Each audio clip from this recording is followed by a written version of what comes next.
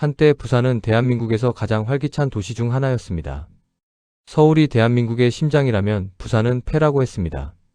서울이 멈추면 대한민국 정치와 금융이 멈추고 부산이 멈추면 대한민국의 숨통이 막힌다고 했습니다.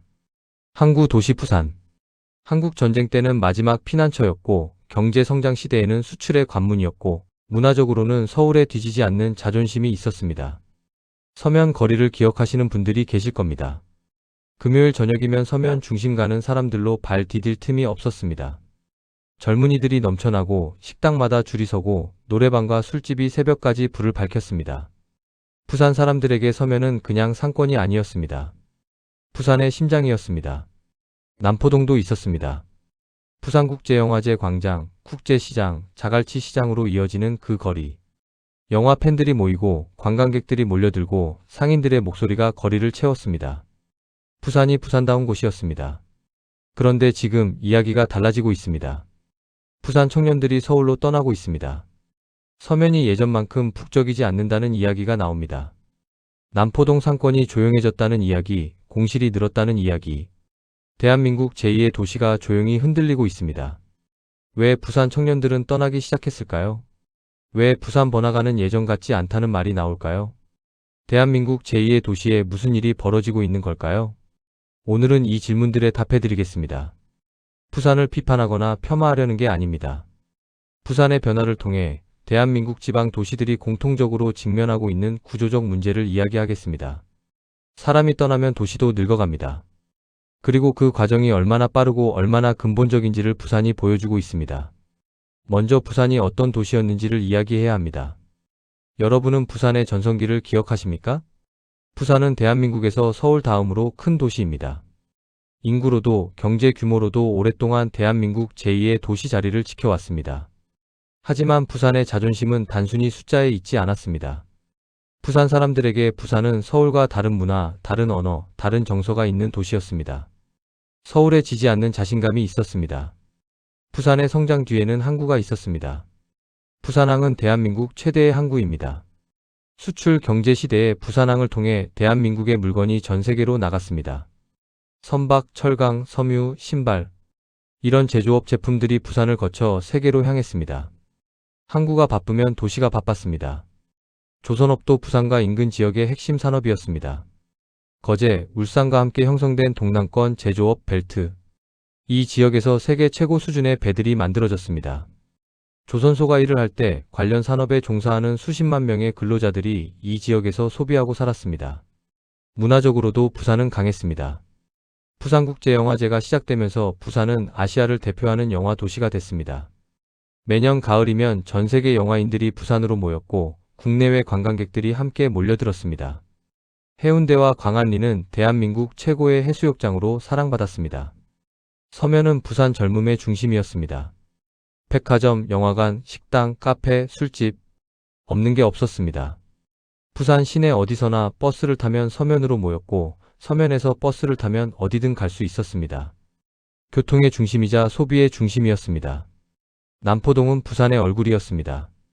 자갈치 시장에서 올라오는 해산물 냄새, 부산국제영화제 광장의 활기, 국제시장의 상인들. 부산을 처음 오는 외지인들이 가장 먼저 찾는 곳이었습니다. 이 거리를 걸으면 부산이 느껴졌습니다. 부산은 서울 다음으로 강한 도시였습니다. 부산이 그렇게 강할 수 있었던 이유들이 있었습니다. 첫째는 항만 산업이었습니다. 부산항은 단순한 항구가 아니었습니다. 대한민국 수출 경제의 핵심 인프라였습니다. 항만이 바쁘면 관련 서비스업, 물류업, 금융업이 함께 성장했습니다. 항만을 중심으로 도시 경제가 유기적으로 연결되어 있었습니다. 둘째는 제조업 기반이었습니다. 조선업, 기계, 자동차 부품. 부산과 인근 지역에 기반을 둔 제조업이 안정적인 고용을 만들어냈습니다. 제조업이 일자리를 만들고 그 일자리가 소비를 만들고 소비가 서비스업을 키웠습니다. 셋째는 관광산업이었습니다. 바다, 영화제, 전통시장. 부산만의 독특한 관광 자원이 있었습니다. 관광객들이 가져오는 소비가 지역 경제에 활력을 줬습니다. 넷째는 지방 중심 도시 역할이었습니다. 부산은 경남, 울산, 경북 동남부 지역의 중심지였습니다. 이 지역 사람들이 쇼핑, 의료, 교육, 문화를 위해 부산을 찾았습니다. 부산은 남부권 경제의 중심이었습니다. 그렇다면 왜 지금은 다른 이야기들이 들려오는 걸까요? 여러 변화들이 겹쳐서 부산의 활력이 조금씩 빠져나가고 있습니다. 7가지를 살펴보겠습니다. 첫 번째는 청년 유출입니다. 청년은 결국 일자리를 따라 움직입니다. 부산을 떠나는 청년들이 늘고 있습니다. 대학을 졸업하고 취업을 하려 할 때 좋은 일자리의 상당수가 서울에 있습니다. 대기업 본사, 금융권, IT 기업. 이런 분야의 좋은 직장들이 서울에 집중돼 있습니다. 부산에도 일자리가 없는 건 아닙니다. 하지만 본인이 원하는 분야에서 원하는 수준의 연봉을 받을 수 있는 일자리가 서울에 비해 적습니다. 그러면 선택은 단순해집니다. 부산에 남아 타협하거나 서울로 가서 원하는 것을 찾거나. 많은 청년들이 서울을 선택합니다. 그리고 서울에 자리를 잡으면 다시 돌아오기 어렵습니다. 직장이 있고 친구들이 있고 생활 기반이 서울에 생겨버립니다. 청년 인구 유출의 숫자는 냉정합니다. 부산의 인구는 지속적으로 줄어왔습니다. 한때 400만 명에 육박하던 인구가 300만 명대로 내려왔습니다. 이 숫자 뒤에는 고향을 떠나 서울로 간 수많은 청년들의 이야기가 있습니다. 두 번째는 산업 구조의 변화입니다. 부산의 경제를 지탱하던 제조업이 흔들렸습니다. 조선업은 2010년대 중반 이후 극심한 침체를 겪었습니다. 세계적인 선박 수주 감소, 중국과의 경쟁 심화, 거제, 울산의 조선소들이 감원을 하고 구조 조정을 했습니다. 이 충격이 부산 경제에도 영향을 미쳤습니다. 제조업이 약해지면 그 제조업에 종사하던 사람들의 소득이 줄어듭니다. 소득이 줄면 소비가 줄어듭니다. 소비가 줄면 서비스업이 타격을 받습니다. 제조업 쇠퇴의 파급 효과가 지역 전체에 퍼집니다. 새로운 산업으로의 전환이 빠르게 이루어지지 못하면서 부산은 제조업이 강했던 시절의 활력을 유지하기 어렵게 됐습니다. 세 번째는 인구 고령화입니다. 청년들이 떠나고 나이 든 세대들이 남으면 도시 전체가 고령화됩니다. 부산의 고령화 속도는 빠릅니다. 전국 평균보다 빠르게 노령 인구 비중이 높아지고 있습니다. 고령화는 소비에 영향을 미칩니다. 젊은 세대는 식당, 카페, 옷가게, 문화시설에서 소비합니다. 상권을 활성화시키는 소비 패턴을 가지고 있습니다. 반면 고령 인구는 의료비와 생활 필수품 중심의 소비를 합니다. 번화가 상권에 미치는 소비 효과가 다릅니다. 거리에서 느껴지는 분위기도 달라집니다. 젊은 사람들의 활기, 새로운 유행을 만들어가는 에너지. 이것들이 줄어들면 거리 자체가 조용해집니다. 네 번째는 남포동 상권의 쇠퇴입니다. 한때 중심이었던 상권도 시대를 피하지 못했습니다. 남포동은 부산의 전통 상권이었습니다. 하지만 전통 상권들이 보편적으로 겪고 있는 변화를 남포동도 피하지 못했습니다. 온라인 쇼핑이 보편화되면서 직접 시장에 나가서 물건을 사는 수요가 줄었습니다. 젊은 층이 즐겨 찾던 극장가도 온라인 스트리밍 시대에 예전만큼의 활력을 유지하기 어렵습니다. 외지 관광객들이 찾기는 하지만 그것만으로 상권 전체를 유지하기에는 한계가 있습니다. 자갈치 시장과 국제시장은 여전히 부산의 명소이지만 이 일대를 찾는 젊은 부산 시민들의 수는 예전과 다릅니다. 다섯 번째는 서면의 경쟁력 약화입니다. 서면은 부산의 가장 핵심 상권이었습니다. 하지만 소비 트렌드가 변하면서 서면도 도전에 직면했습니다. 해운대 일대에 새로운 상업 지구가 형성됐습니다. 센텀시티, 마린시티. 이 지역들이 부유층과 젊은 세대의 소비를 흡수하기 시작했습니다. 부산 안에서도 소비 중심이 이동한 겁니다. 여기에 온라인 소비 증가가 겹쳤습니다. 서면 상권에서 팔던 옷, 화장품, 잡화들을 이제 온라인에서 더 저렴하고 편리하게 살 수 있게 됐습니다. 굳이 서면까지 나갈 이유가 줄어들었습니다. 여섯 번째는 수도권 집중 심화입니다. 대한민국은 점점 서울 중심으로 움직이고 있습니다. 이것이 가장 구조적인 문제입니다. 대기업들이 수도권에 투자를 집중합니다. 좋은 일자리, 좋은 학교, 좋은 병원. 이 모든 것들이 수도권에 집중되어 있습니다. 그리고 이 자원들이 집중될수록 더 많은 사람들이 수도권으로 이동합니다. 사람들이 이동할수록 수도권의 소비력이 더 커지고 소비력이 커질수록 더 많은 기업들이 수도권에 투자합니다. 이 선순환이 수도권에서 이뤄지는 동안 지방은 그 반대의 악순환을 겪습니다. 사람이 떠나고 소비가 줄고 기업이 투자를 줄이고 일자리가 줄어들고 더 많은 사람이 떠납니다. 부산이 아무리 노력해도 이 구조적인 불균형을 부산 혼자서 해결하기는 어렵습니다. 일곱 번째는 관광도시 전략의 한계입니다. 부산은 관광도시로서의 장점이 있습니다.